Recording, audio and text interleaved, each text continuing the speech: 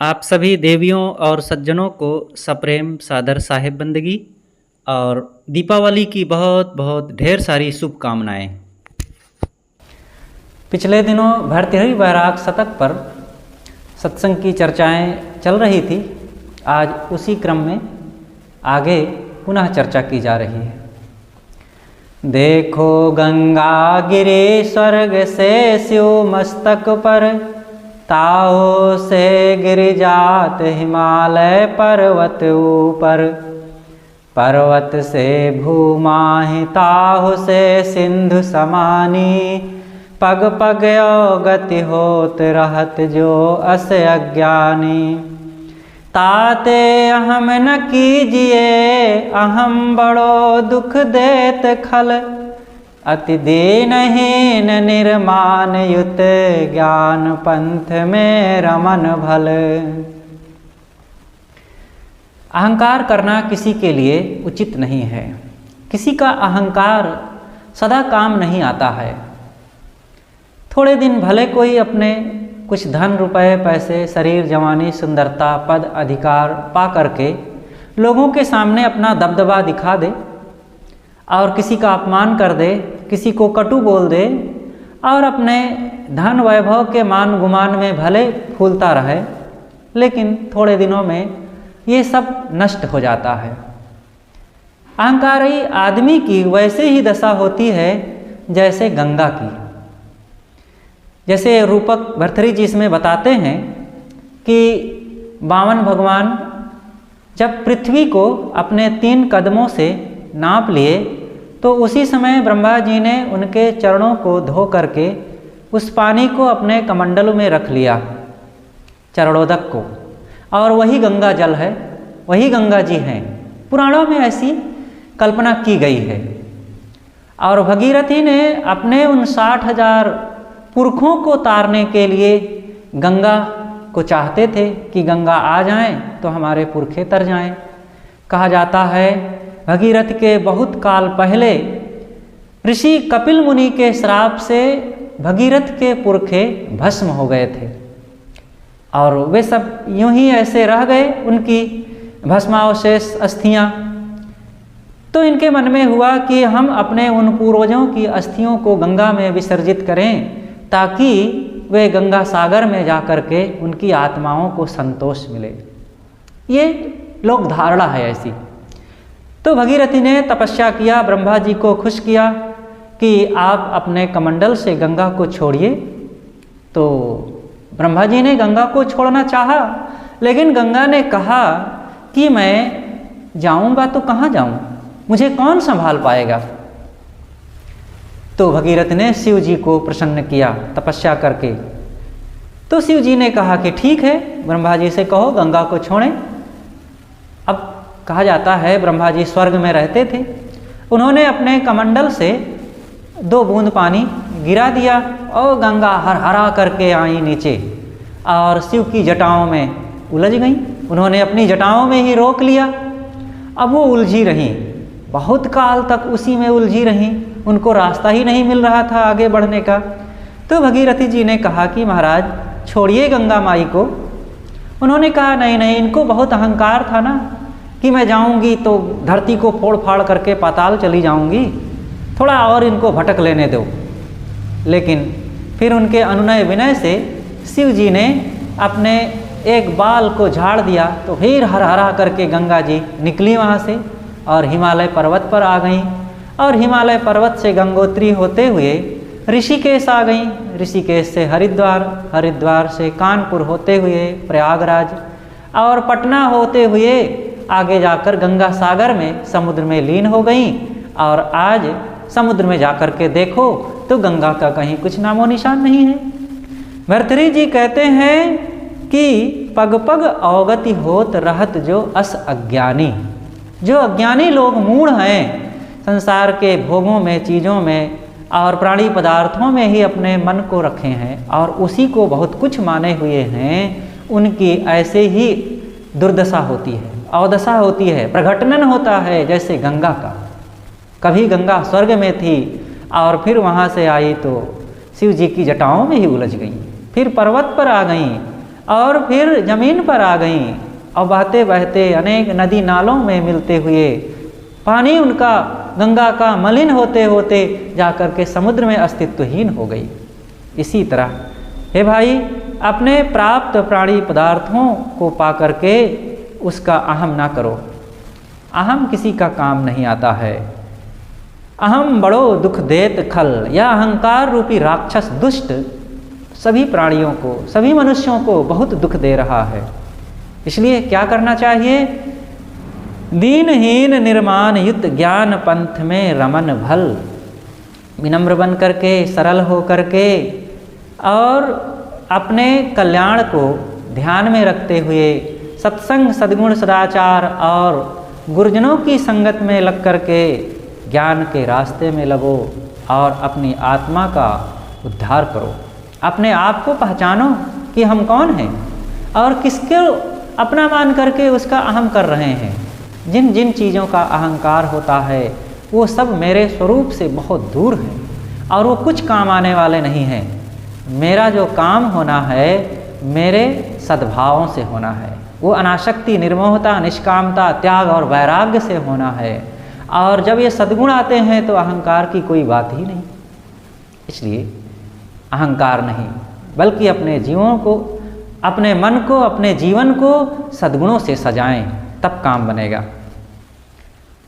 नदी रूप यह आस, मनोरथ पूर रहो जल, तृष्णा तरल तरंग, राग है ग्राह महाबल, नाना तर्क विहंग संग, धीरज तरु तोरत, भ्रमर भयानक मोह, सबन को गहि गहि बोरत, नित बहत रहत चित भूमि में, चिंता तट अति ही विकट, कड़ गए पार योगी पुरुष, उन पायो सुख ते ही निकट। ये भर्तृहरि जी का आशा नाम नदी, मनोरथ जला, तृष्णा तरंगा कुला, राग ग्राहवती, वितर्क विहिगा, धैर्य द्रुम ध्वंसनी, मोहावर्ष दुस्त्राति गहना, प्रोतुंग चिंता तटी, तस्याह पारगतो विशुद्ध मनसो नंदित योगीश्वराः। इस श्लोक का ये अनुवाद है कि नदी रूप यह आस, मनोरथ पूर रहो जल। भर्तृहरि जी कहते हैं कि आशा नाम की एक नदी है और इसमें इच्छाओं का पानी भरा हुआ है।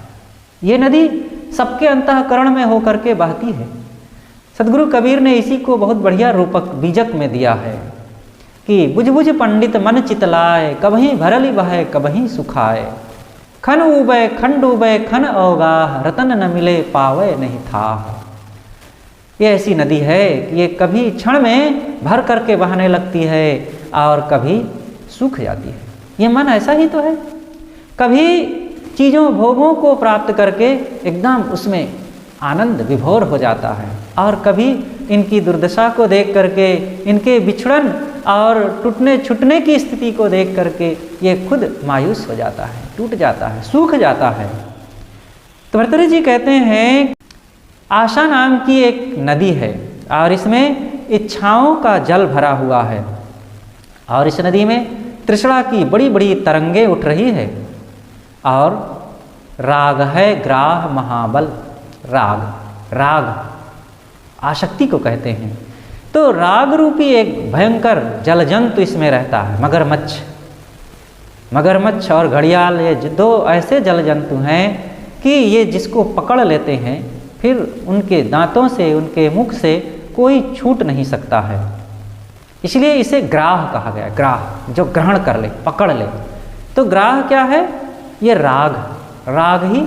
जो व्यक्ति राग और मोह में पड़ गया तो मानो भयंकर जंतु द्वारा पकड़ लिया गया। अब छूटना बड़ा कठिन है। कोई परम पुरुषार्थ करेगा, साधना करेगा तो क्यों नहीं छूटेगा, लेकिन हाँ फिर उसके लिए उतनी ताकत चाहिए, उतनी साधना चाहिए। आगे भर्तृहरि जी कहते हैं नाना तर्क विहंग संग, धीरज तरु तोरत। ये कुतर्क, वितर्क रूपी अनेक पक्षी हैं। चंचलता, अस्थिरता, कुतर्क, संदेह ये मन में उत्पन्न होते रहते हैं। ये आशा नाम की इस नदी में ऊपर पक्षी मड़राते रहते हैं। जो व्यक्ति भोगों के लिए आशान्वित होगा उसके मन में तमाम असमंजस रहेंगे, तर्क वितर्क चलता रहेगा, ये करूं कि ना करूं, ये अच्छा है कि नहीं अच्छा है, ये बुरा है कि कैसा है, इनको ये साथ देंगे कि नहीं देंगे, तमाम असमंजस हो रहे हैं। तो ये पक्षी हैं जो ऊपर मड़रा रहे हैं। और धीरज तरु तोरत, धैर्य रूपी वृक्ष को ये नदी सब समय उखाड़ फेंकने के लिए तैयार रहती है। भ्रमर भयानक,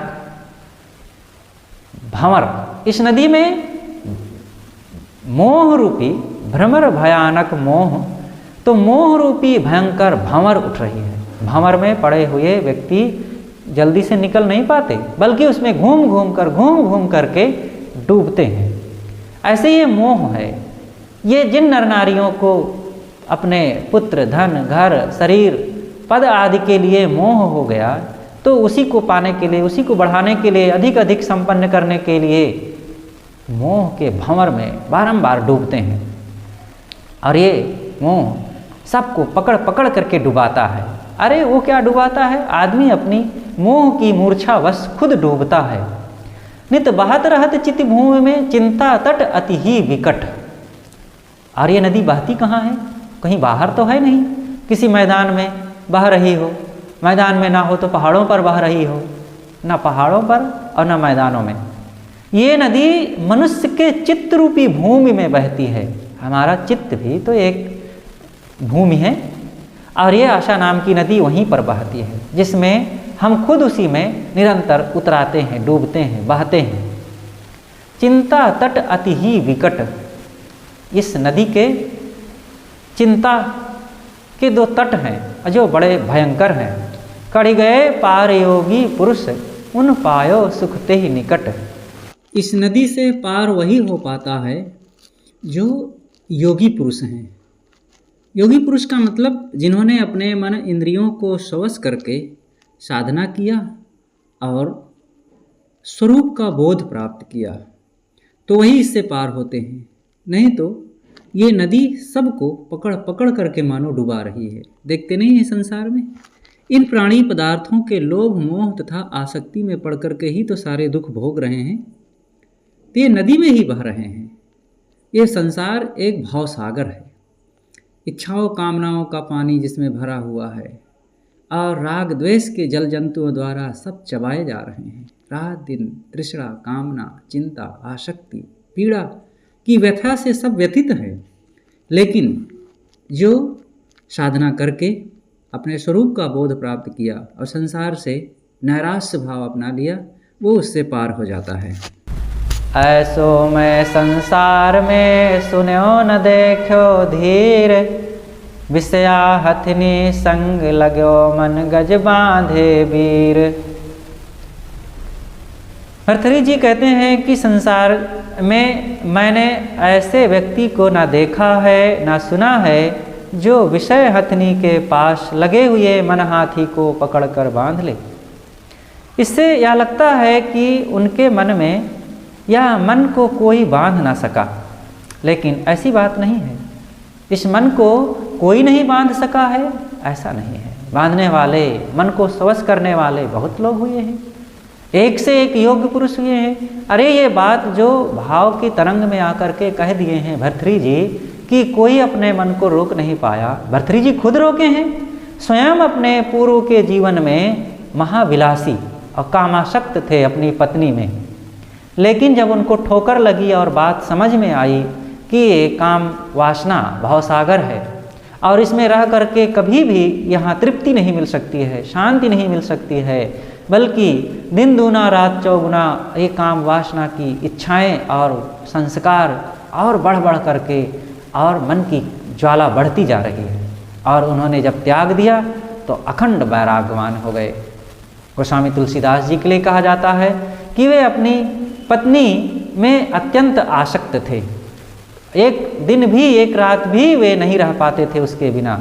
एक दिन जब पत्नी अपने नैहर चली गई तो ये इनको चैन ना पड़ी और रात में ही उठे और ससुराल पहुंच गए। और यमुना नदी बढ़ी हुई थी। कहा जाता है कि एक मुर्दा वहाँ चला आ रहा था और उसको लकड़ी या नौका समझ करके उसी को पकड़ करके उस पार चले गए। और जब घर में गए तो सोचे कि दरवाजे के रास्ते से जाऊंगा तो लोग जान जाएंगे कि इसी रात में कैसे आ गए, तो घर के पिछवाड़े से ही वे चढ़ना चाहे। गए, जब देखते हैं कि अरे एक रस्सा लटक रहा है और उसी को पकड़ करके चढ़ गए, और रस्सा नहीं था सर्प, लेकिन चढ़ गए और जा करके सीधा पत्नी के कमरे में पहुँचे।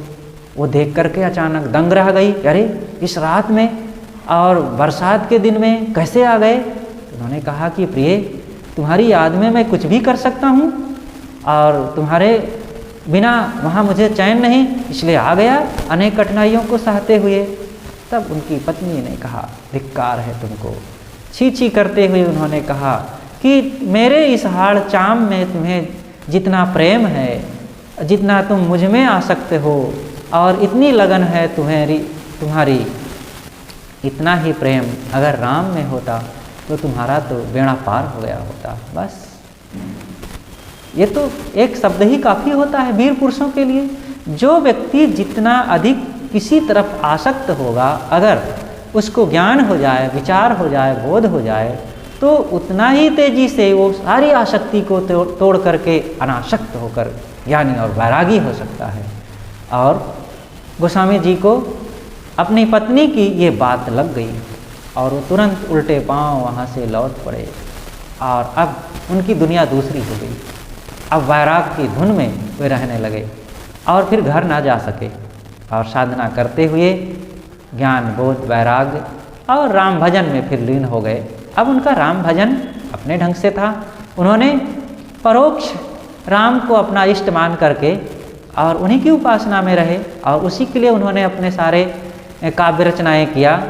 लेकिन बात यहाँ पर यह कहनी है कि अपने मन को संयमित करने वाले क्या कोई नहीं हुए? बहुत लोग हुए हैं, संसार में अगणित लोग हुए हैं। लेकिन हाँ, जो साधना करेगा, जो अपने मन इंद्रियों को स्वश करेगा, जो कुसंग का त्याग करेगा और जो अपने स्वरूप में लौटना चाहेगा, जो सावधान रहेगा, वही अपने मन को वश में कर सकता है। और कुसंग को सेवन करके, प्रपंची हो करके, अहंकारी और विषयों में डूब करके, देहाभिमान रख करके कोई मन को वश में नहीं कर सकता है। इसलिए समस्त साधकों को इस बात को समझना चाहिए कि ये मन कैसे वश में होता है। तो वे कहते हैं कि मैंने ऐसा नहीं देखा कि संसार में कोई इस बलवान उन्मत्त हाथी की तरह चंचल मन को कोई अपने बस में कर ले। कहने का मतलब यह कि बहुत कम लोग होते हैं। अधिकतम लोग संसार में सब मन इंद्रियों की भोगों की आसक्ति में पड़े हुए होते हैं। तो इसकी बहुलता को ध्यान में रखते हुए भर्तृहरि जी ने कहा है कि इस मन रूपी उन्मत्त हाथी को पकड़ करके संयम की रस्सी में बांध रखने वाले और उस पर सवारी करने वाला कोई बिरला होता है। छोटे दिन लागत तिन्हें जिनके बहुविधि भोग, बीत जात बिलसत हसत करत सुरत संयोग, करत सुरत संयोग तनक सो लागत तिनको, जो हैं सेवक दीन निपट दीरग है उनको। हम बैठे गिरि श्रृंग अंग आहिते मोटे, सदा एक रस द्योस लगत हैं बड़े न छोटे।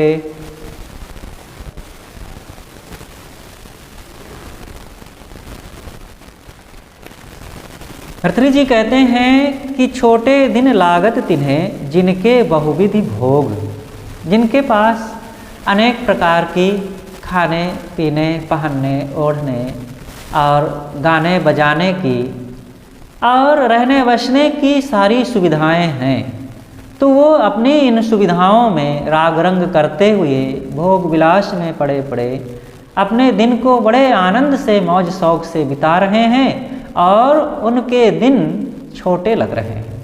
ऐसा लगता है कि दिन बड़ी तेजी से भागा जा रहा है। लेकिन जिनके पास सुविधाएं नहीं हैं, जो दीनता, लाचारी, गरीबी, असमर्थता, अभाव की जिंदगी जी रहे हैं, जिनको तन मन की अनेक विपत्तियां, परेशानियां हैं, उनके दिन बड़ी कठिनाई से बीत रहे हैं। इस बात को समझना कठिन नहीं है। आप सहज रूप से समझ सकते हैं कि कोई एक मजदूर है, जब वो काम करता है तो बारंबार पश्चिम की ओर देखता है कि सूरज डूब ही नहीं रहा है। ऐसा लगता है कि सूरज रुक गया है, स्थिर हो गया है, आगे बढ़ ही नहीं रहा है। लेकिन जो काम करवाने वाले लोग मालिक हैं, उनको लगता है कि दिन भागा जा रहा है, बीता जा रहा है, इतनी जल्दी शाम हो रही है, काम अभी इतना बाकी है।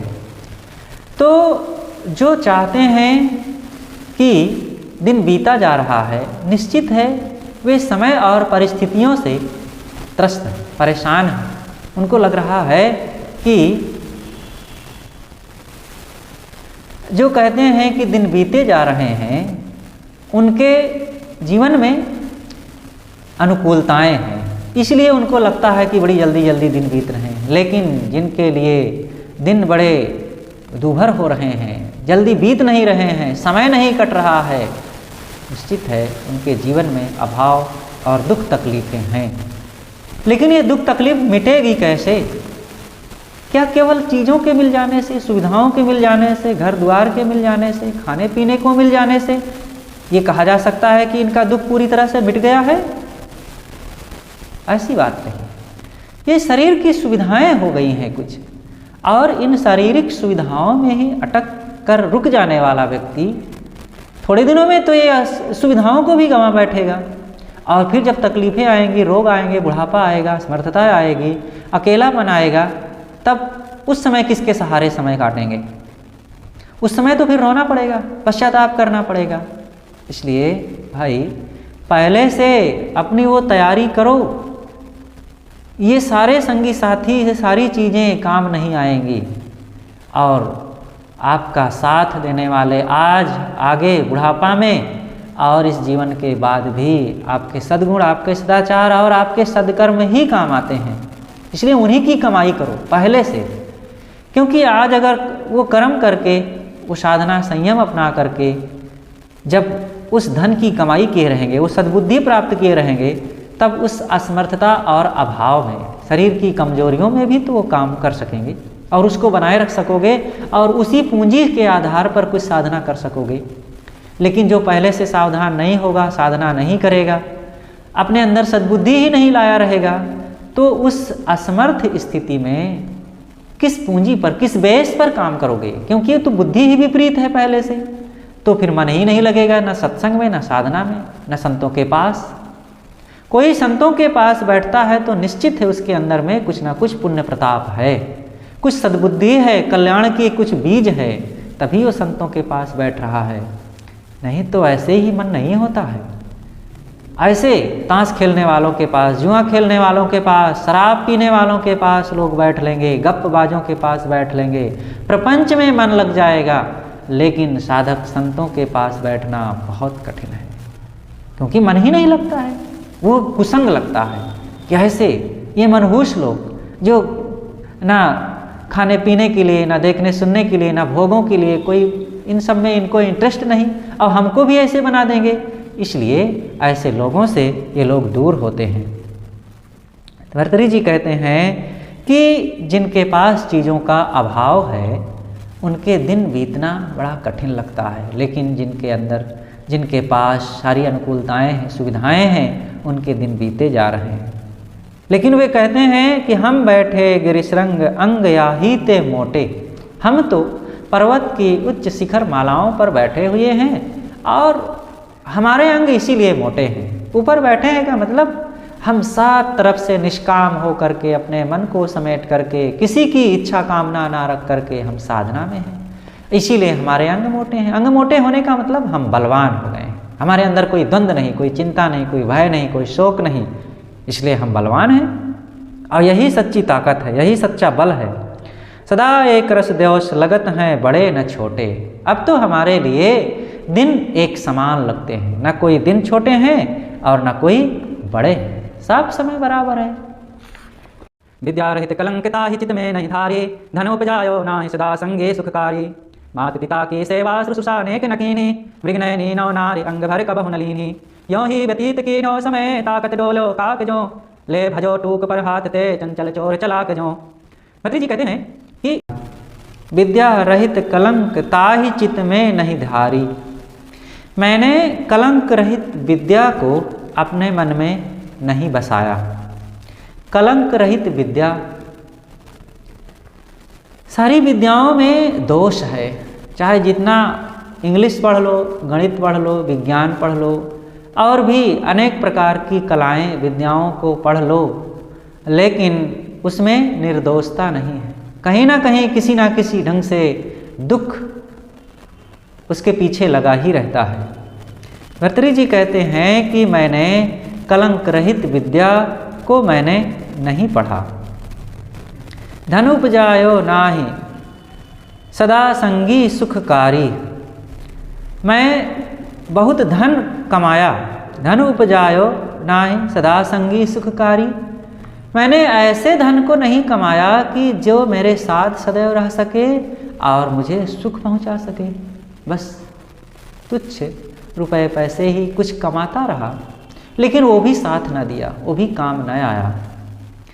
तो एक एक चीज़ सांसारिक सुख के बारे में भी भर्तृहरि जी बताते हैं। वे पहली बात कहते हैं कि मैंने बहुत विद्याओं को भी नहीं पढ़ा कि जिससे कहीं नौकरी व्यापार करके धन कमाता, और ऐसे धन भी मैंने नहीं कमाया कि जो मेरे साथ सदैव रह करके मुझे सुख पहुंचाता रहे।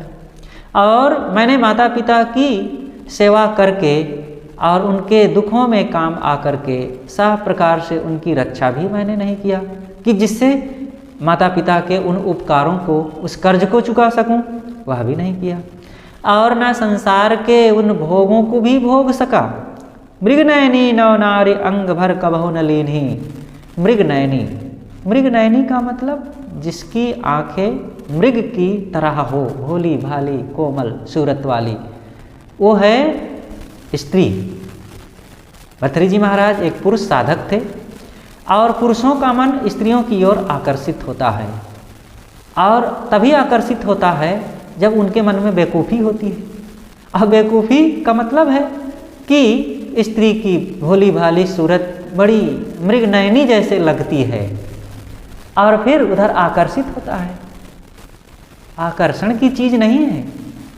धैत्री वैराग शतक में सदगुरु श्री पूर्ण साहेब जी ने कहा है, बाघिन रूप धरि गाय के वृषभन प्रिय करी मान।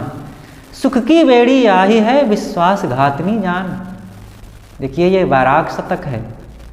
इसमें साधकों के मन से मोह आसक्ति को मिटाने के लिए गुरुजनों ने, संतों ने, महापुरुषों ने वैराग का पाठ पढ़ाया है। और वैराग का मतलब है कि जहाँ राग हो उससे मन हटे, और मन तब हटेगा जब वहाँ दोष दर्शन किया जाएगा। जब उसके गुण देखेंगे और उसकी प्रियता को बढ़ाएंगे, उसकी तरफ आकर्षण उत्पन्न करेंगे, तो मोह कैसे हटेगा, वैराग कैसे बढ़ेगा। इसीलिए भर्तृहरि जी यहाँ कहते हैं कि मृग नयनी नौ नारी अंग भर कबहु न लीन्ही। और सदगुरु पूर्ण साहब कहते हैं कि बाघिन रूप धरि गाय के वृषभन प्रिय करीमान। एक गाय थी, वो बाघिन,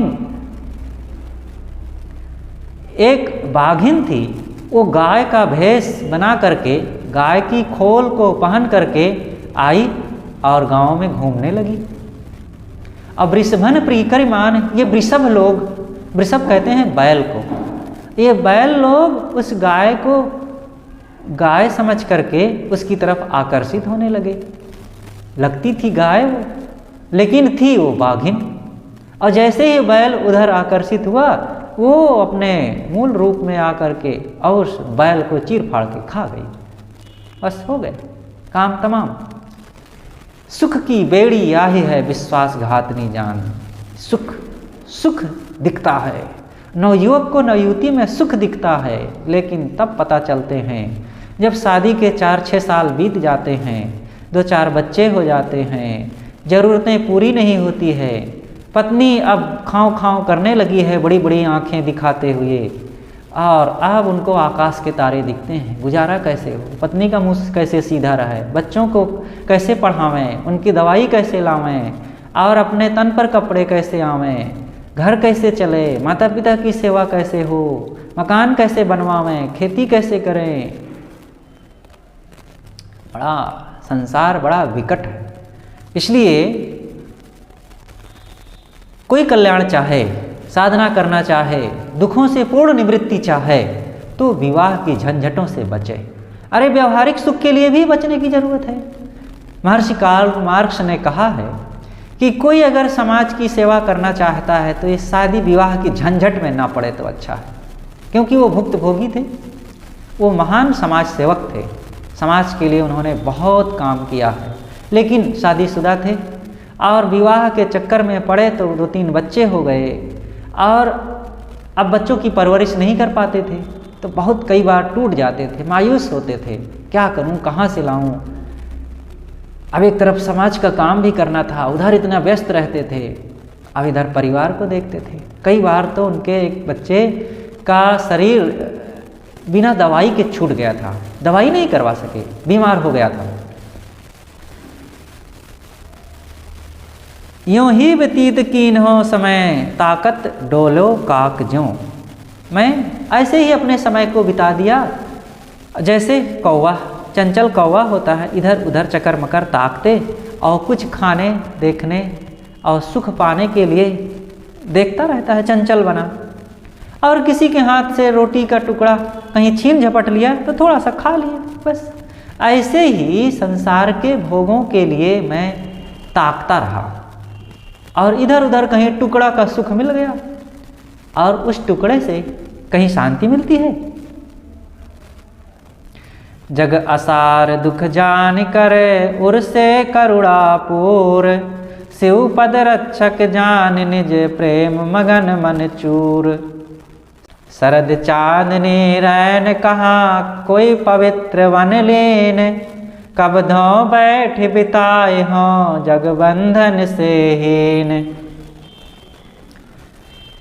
भर्तृहरि जी कहते हैं, मैं संसार को असार समझ करके कब मैं इससे पूर्ण तरह से विरत होऊंगा।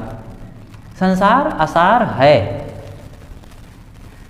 अरे सब कुछ तो बदल रहा है, सब कुछ छूट रहा है, सब कुछ टूट फूट रहा है, जीर्ण शीर्ण सब हो रहे हैं।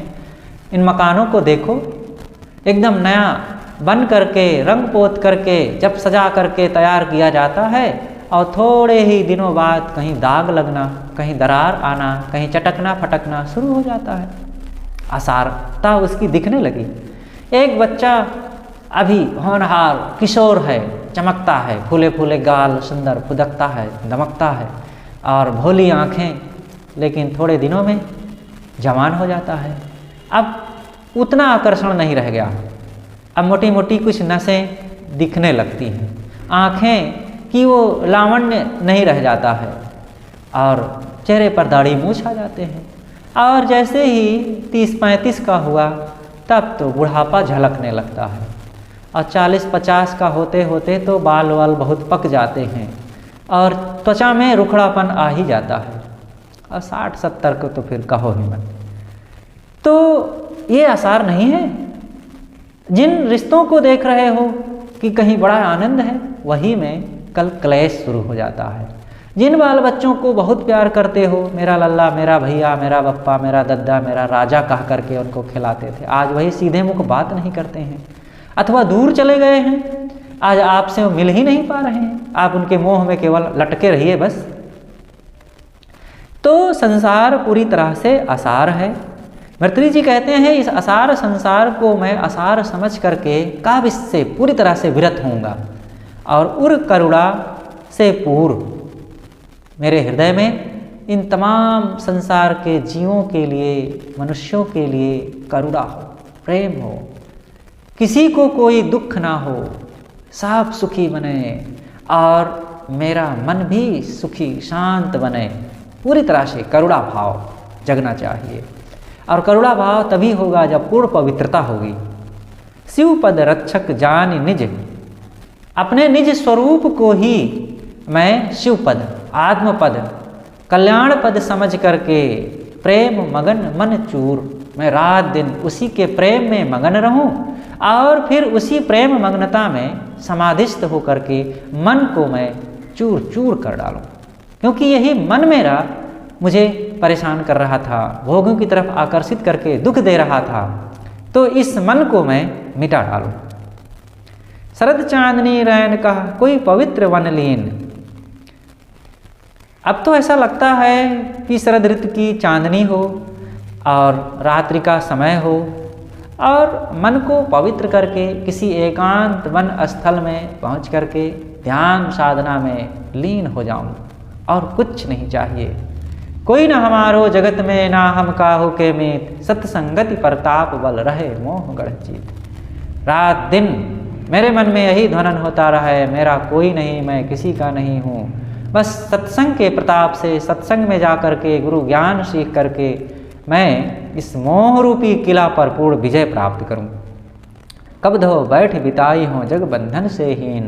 वो मेरा समय कब आएगा कि इस प्रकार एकांत साधना करते हुए, स्वरूप का चिंतन करते हुए, गुरु स्मरण में रह करके, सत्संग साधना में लीन हो करके, पूर्ण स्वरूपस्थ हो करके मैं समय को बिताऊंगा और संसार के समस्त बंधनों से पूर्ण मुक्त हो जाऊंगा। साधक इस वैराग भरी बातों को सुन करके मन में तरंग आता होगा कि कब मेरे ये दिन आएंगे, कब मेरा वो अवसर आएगा। लेकिन प्रिय साधक और साधिकाओं बहनों, ये विचार करो कि ये समय की प्रतीक्षा में आज का समय बीता जा रहा है और जिस स्वर्णिम समय की तलाश कर रहे हैं वो स्वर्णिम समय कभी आता होता नहीं है। सब में कुछ ना कुछ दाग लगा रहता है, विघ्न बाधाएं भरी हुई हैं। कुंवारी भूई कहीं नहीं है जहाँ बैठ जाओ और कोई भी झंझट ना रहे। कहीं भी एकांत में चले जाओ, वन में चले जाओ, बाग में चले जाओ, नदी के किनारे चले जाओ और जाओगे और ज़्यादा समय बैठ जाओगे तो झंझट शुरू हो जाएगी। कोई ना कोई प्रपंची आ जाएगा, कोई ना कोई विघ्न बाधा डालने आ जाएगा और फिर वहाँ से उठ कर चल देना पड़ेगा। इसलिए जहाँ संयोग पड़े, जहाँ रहो वहीं काम करो और निर्विघ्न भूमि की तलाश करते करते जीवन ही बीत जाएगा और काम कुछ नहीं हो पाएगा। एक संत थे, वे निष्पक्ष सत्यज्ञान दर्शन नाम की एक पुस्तक खरीदे सदगुरु श्री काशी साहेब जी द्वारा लिखित। अब वो सोच रहे थे कि ये बहुत महत्वपूर्ण ग्रंथ है, इसको एकांत स्थल जहाँ मिलेगा वहाँ बैठ करके ठीक से पढ़ूंगा। और कई महीने घूमते रहे, 6-7 महीने निकल गए, उनको एकांत मिला ही नहीं। एक दिन उनको बड़ी ग्लानि हुई कि क्या बताऊं, ये मैं आज तक पढ़ा नहीं और ऐसा समय मिला नहीं। अब बस वो पढ़ना शुरू कर दिए, थोड़े दिनों में पढ़ करके ख़त्म कर दिए। यात्रा भी करते रहे, भ्रमण भी होता रहा और ग्रंथ भी पढ़ डाले। तो वो समय कब आएगा? तथागत बुद्ध अपने एक शिष्य के साथ चले जा रहे थे। आनंद नहीं थे, कोई और शिष्य था और वो शुरुआत का समय था। बहुत उस समय तथागत बुद्ध पुराने नहीं हुए थे, उनकी उम्र लगभग हो गई थी 40-45 के आसपास की। तो चलते चलते एक सुंदर वन उद्यान मिला। तो वो जो साथ में साधक था तथागत का चीवर पात्र लिए हुए था, तो उस उद्यान को देख करके कहता है कि भगवान ये बहुत बढ़िया जगह है, ध्यान करने लायक है, यहीं मुझे थोड़ा ध्यान करने का मन हो रहा है। तथागत ने समझाया कि देखो आगे चलते हैं और जब वहाँ पहुँचेंगे तो आराम से वहाँ बैठेंगे रहेंगे, फिर वहीं ध्यान होगा, साधना होगी, और अभी रास्ते में यहाँ बैठना ठीक नहीं है। लेकिन उसने कहा कि भगवान मेरा तो बहुत मन हो रहा है और मैं यहाँ ध्यान करूँगा, आप लीजिए अपना चीवर पात्र और मैं फिर बाद में आ जाऊँगा। अब क्या करते? तथागत अपना सामान लिए लेकर के चल दिए। अब वो महाशय एक पेड़ के नीचे बैठे ध्यान करने लगे और 5 से 10 मिनट बीता होगा कि जिसका बगीचा था उस व्यक्ति ने अपने घर में काम करने वाले से कहा कि जाओ अमुक पेड़ में वो लकड़ी है एक, उसको काट करके लाओ, उसका हमें कुछ बनवाना है। और कुल्हाड़ी लेकर के आया, पेड़ पर चढ़ करके अब बस काटने लगा। कुल्हाड़ा मारा तो ठो ठो जब हो आवाज़, तब उसका ध्यान, अब ध्यान कहाँ लगे।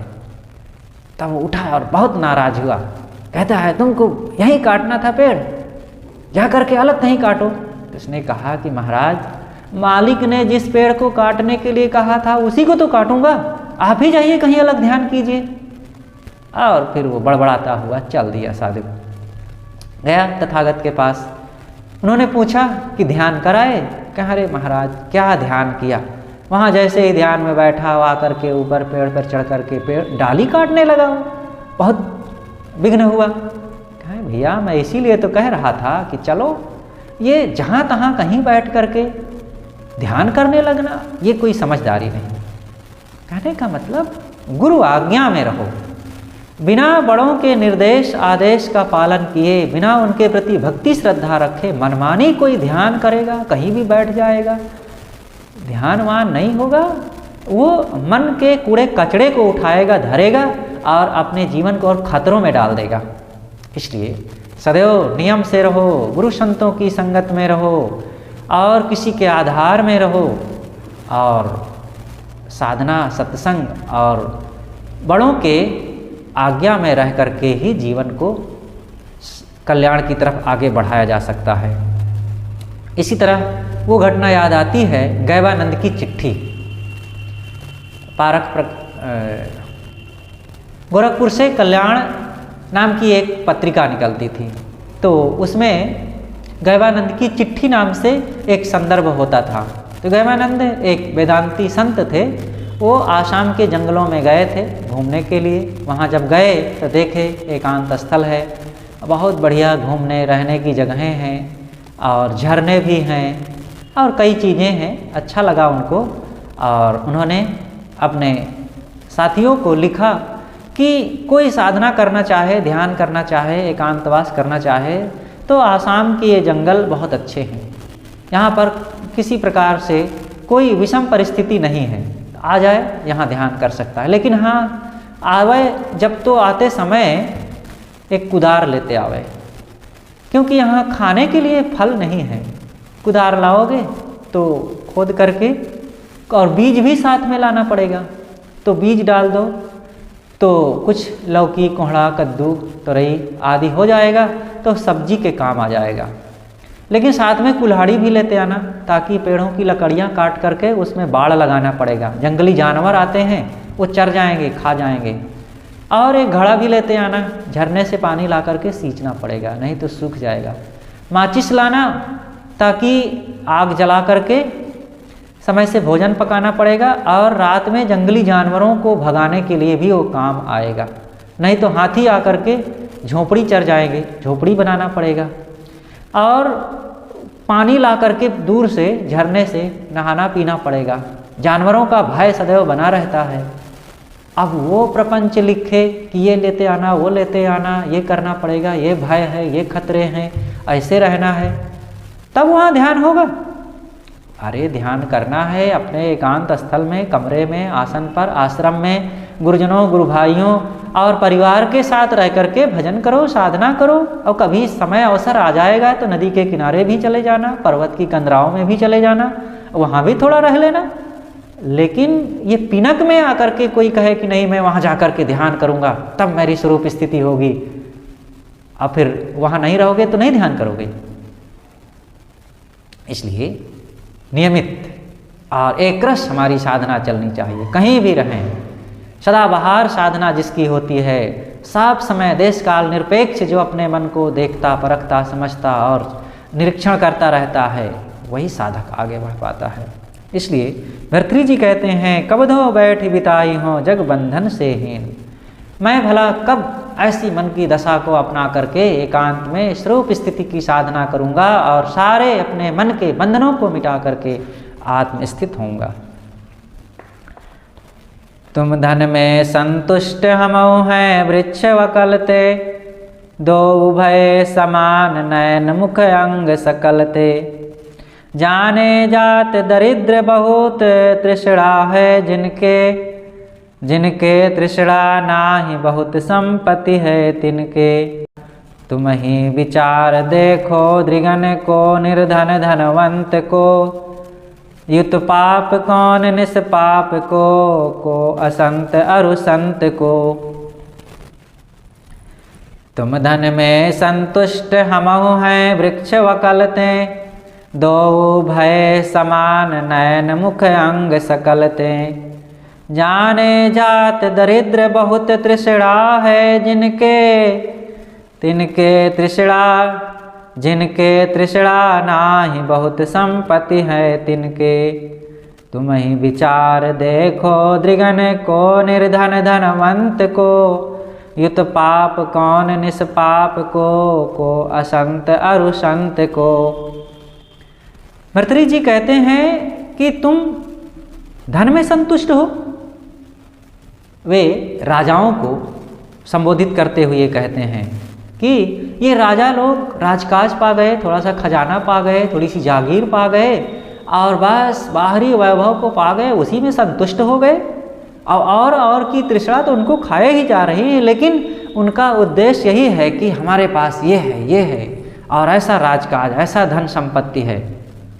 लेकिन भर्तृहरि जी कहते हैं कि तुम राजकाज में ही संतुष्ट हो और हम वृक्ष वकलते, हम वृक्षों की छाल पहन करके त्याग वैराग के और गुरु ज्ञान के उस राज्य में आनंदित हैं। दो भय समान नयन मुख अंग सकलते। बाहरी रूप से देखा जाए तो दोनों समान हैं, क्योंकि तुम्हारे हाथ पैर आँख नाक कान मुख जैसे हैं मेरे वैसे हैं, तो बाहरी रूप से तो दोनों समान हैं, लेकिन भीतरी रूप में बहुत अंतर है। जाने जात दरिद्र बहुत तृष्णा है जिनके।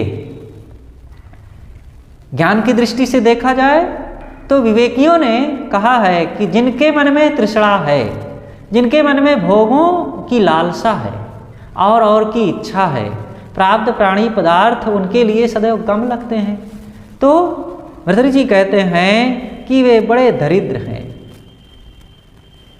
उनके पास बहुत कमी लगी हुई है, क्योंकि वे तृष्णा में डूबे हुए हैं। और जिनके पास तृष्णा नहीं है, कोई चाहना ही नहीं है, कोई इच्छा ही नहीं है, बहुत संपत्ति है तिनके, बहुत संपत्ति है, त्याग बहुत बड़ा धन है। तृष्णा ही सबसे बड़ी दरिद्रता का कारण है। सबसे बड़ा दरिद्र कौन है? जो तृष्णा में जीता है। और सबसे बड़ा धनवान कौन है? जो संतुष्ट है। तो संतोषी बनो। सदगुरु कबीर ने कहा है, गोधन गज धन बाज धन और रतन धन खान, जब आवे संतोष धन सब धन धूरी समान। संतोष धन आने के बाद सारा धन तुच्छ लगने लगता है, धूल गर्दा मिट्टी लगने लगता है। इसलिए संतोष धन से संपन्न बनो। तो भर्तृहरि जी कहते हैं कि जिनके तृष्णा नाहि सकल संपत्ति है तिनके। जिनके मन में तृष्णा नहीं है, साफ तरफ उनके लिए संपत्ति ही संपत्ति है। तृष्णा त्याग कर निर्लोभ निष्काम निर्मोह हो करके जो मन को स्वश करके थोड़े में देह का गुजारा करते हुए भक्ति भजन करता है, सारा संसार उसका अपना है। वो जहाँ जाता है उसको खाने पीने के लिए मिल जाता है, रहने बसने के लिए जगह मिल जाती है, लोग प्रेम करते हैं, उसका सम्मान करते हैं। अरे त्यागी को कभी कोई कमी होती है?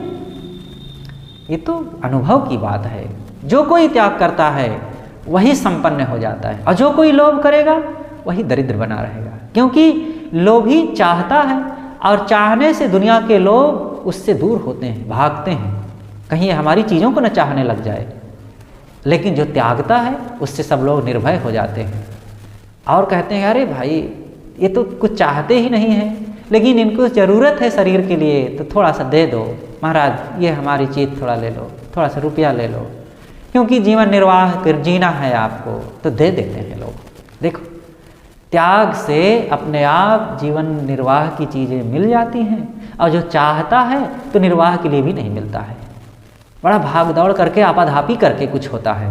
इसलिए त्याग करना सीखें। त्याग में बहुत बड़ी ताकत है, त्याग में बहुत बड़ा सुख है। भर्तृहरि जी कहते हैं, तुम ही विचार देखो दृगन को निर्धन धनवंत को। जरा विचार करके देखो कौन धनवान है और निर्धन कौन है।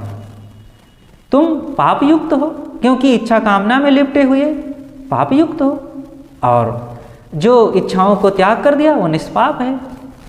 कौन असंत है, कौन संत है? संत और असंत ये पहचानना कठिन नहीं है, बहुत सरल है। जिसने राग द्वेष मोह वैर आसक्ति को त्याग दिया वही संत है, और जो इसमें लिपटा हुआ है वही असंत है। तो कहते हैं कौन धनवान है, कौन निर्धन है? विचार करके देखो। भर्तृहरि जी कहते हैं, हम धनवान हैं, तुम क्या भोगों में लिपटे हो, लोभ लालच में पड़े हुए हो, वासनाओं में जल रहे हो, इच्छाएं पूरी ही नहीं हो रही है, और चाहे जितना पा जाओ और की तृष्णा धधक रही है। तुम क्या धनवान हो? हम तृष्णा को त्याग करके परम सुखी हैं। तो ये साधकों के लिए परम संबल है। गुरुजनों, संतों, महापुरुषों का भर्तृहरि जी तो देखो चैलेंज करते हुए समाज से कहते हैं, एक महान योगी पुरुष थे वे, और कहते हैं कि तृष्णा को त्यागो, अगर सुखी होना चाहते हो तो इन भोगों से अलग हो, इच्छाओं को मिटाओ और संतुष्ट रहो संयम से, साधना से, त्याग बल से, श्रद्धा और गुरु भक्ति में रह करके, आत्मबल से मस्त हो करके सदा सुखी रहने वाला ही पूरी तरह से साधु है, वही संत है। इसलिए हम सब लोग यही साधना और संतत्व का काम करें। बस बोलिए सद्गुरु देव की जय।